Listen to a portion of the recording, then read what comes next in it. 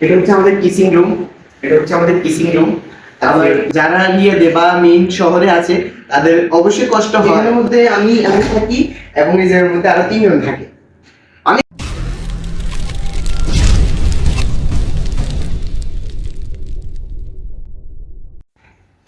Hello everyone, আসসালামু আলাইকুম। কি অবস্থা সবার? আশা করি অনেক ভালো আছেন। আলহামদুলিল্লাহ, আপনাদের দোয়া এবং ভালোবাসায় আমি অনেক অনেক ভালো আছি।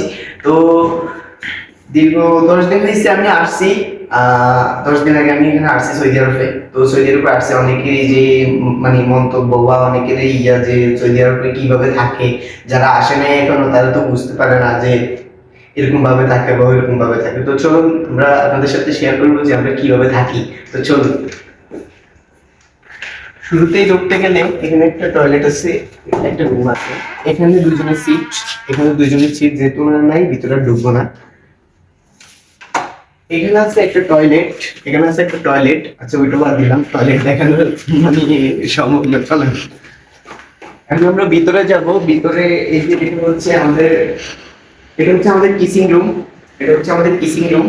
তারপরে কিসিং রুম এখানে পরে, এখানে আছে আরেকটা রুম, এদিকে আছে একটা রুম, এদিকে আছে একটা রুম। তো যেহেতু ওনারা রুম হচ্ছে ওইদিকে যাওয়ার দরকার নাই, এদিকে হচ্ছে আমাদের রুম। তো আমরা 4 জন এখানে থাকি, আর ওই যে ওই রুমটার মধ্যে 2 জনে থাকে।